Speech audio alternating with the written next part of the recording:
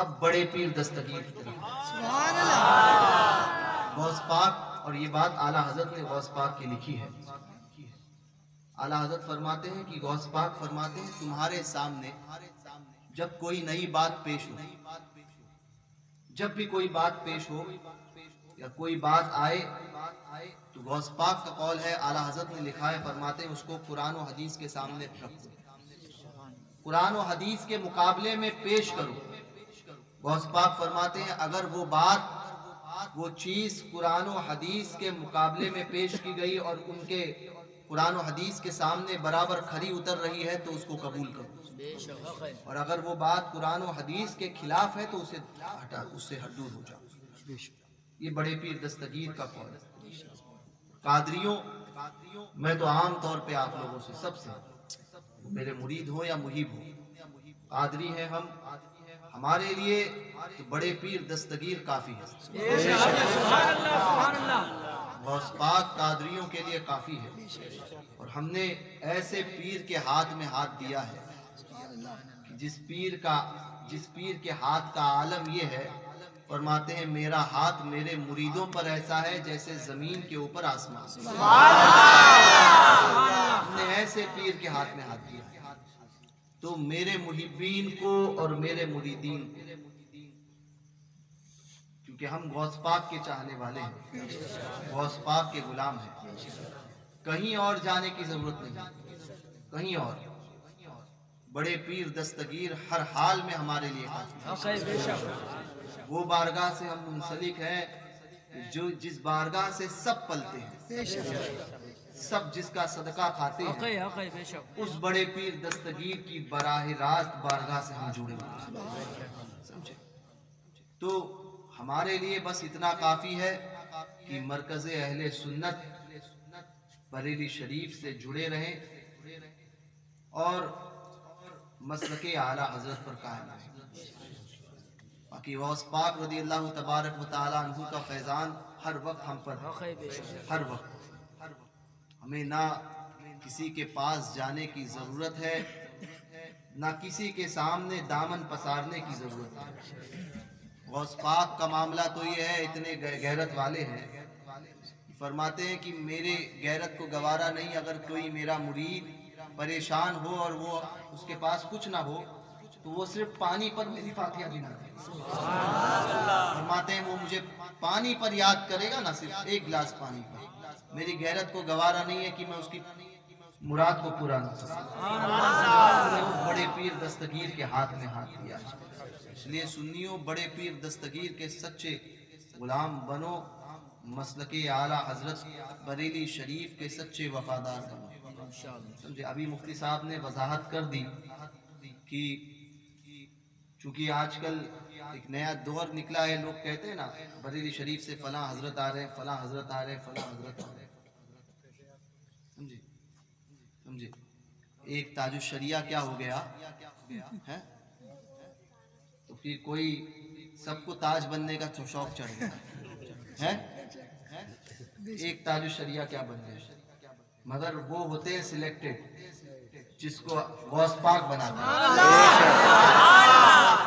سب تاج بن رہے ہیں مگر بننے سے کوئی نہیں ہوتا، غوث پاک کی مہر چاہیے.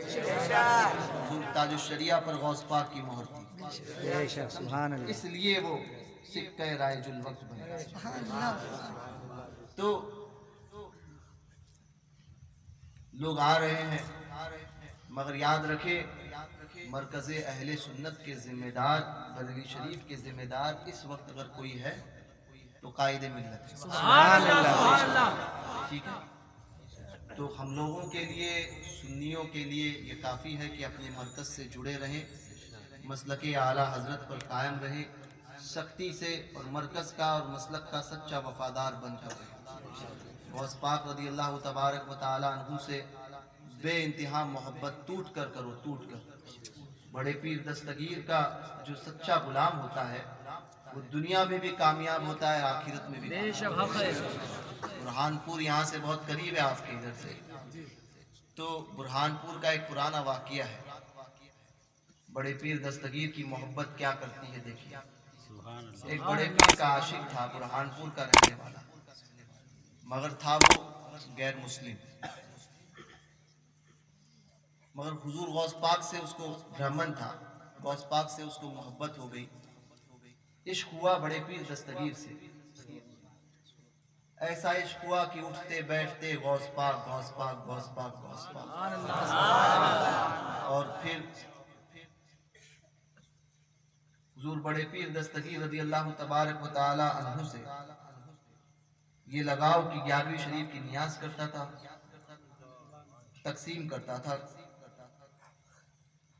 مر گیا، انتقال ہوا اس کا،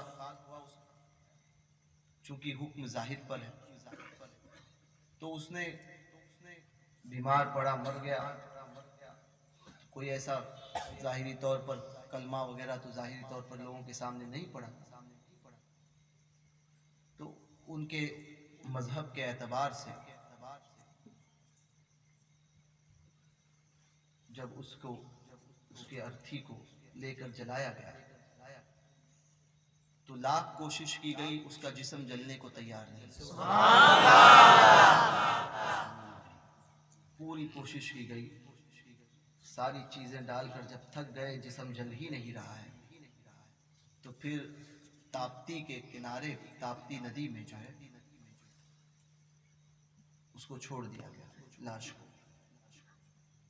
تاپتی کا پانی اس کو لے کر کسی دوسرے شہر میں پہنچ رہا تھا، اس شہر میں کوئی ایک بزرگ رہتے تھے، ان کو خواب میں بڑے پیر دستگیر نے بڑے پیر نے بشارت دی اور فرمایا کہ برہان پور کا رہنے والا ایک شخص جو برہمن تھا مگر میرا عاشق تھا، وہ مر گیا،